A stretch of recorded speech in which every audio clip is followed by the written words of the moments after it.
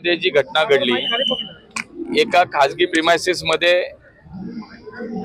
महानगरपालिकेचा जे jetting machine असते, मोठा वजनाचं जी ट्रक असते, ती एका खड्ड्यामध्ये गेली आणि सगळीकडेच प्रसार माध्यम असतील, आमचे विरोधक असतील, अनेक, मी सगळ्यांना नाही म्हणत, पण त्याची खातरजमा न करता पुण्याच्या रस्त्यावरती खड्डा पडला आणि खड्ड्यात ट्रक बुडाला, अशा पद्धतीच्या काही बातम्या पसरल्या. सोशल मीडियावरती त्याची चर्चा खूप झाली आणि मला असं वाटतं की विरोधक म्हणून, शेवटी राजकारणामध्ये विरोधक असावा, वैचारिक मतभेद असावेत, ज्याचे विचार असावे, पण कुठल्याही गोष्टीची खातरजमा न करता आमच्या विरोधकांनी लगेच जे नेहमीची त्यांची ठरलेली भूमिका आहे, पुण्याची बदनामी करायची, या शहराचं नाव खराब करायचं, ते सुरू केलं आणि रस्त्यावरती खड्डा पडला आणि ट्रक खड्ड्यात गेला, अख्खा बुडाला.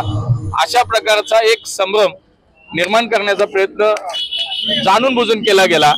मला असं वाटतं की त्याची जर वस्तुस्थिती पाहिली तर 100 वर्षापूर्वीची ती बिल्डिंग आहे आणि सिटी पोस्टाची बिल्डिंग आहे. जुन्या काळात या पेठांमध्ये, जुन्या वाड्यांमध्ये विहिरी असायच्या आणि त्यातली ती विहीर होती आणि ती विहीर बुजवलेली होती. त्याच्यामध्ये छोट्या मोठ्या गाड्या सिटी पोस्टाचं काम करण्यासाठी येत असत, पण इतक्या मोठ्या वजनाची गाडी त्या ठिकाणी आली नाही, सरळ त्या ठिकाणी त्या वजनाचा त्याला अंदाज न येता ती खड्ड्यात गेली.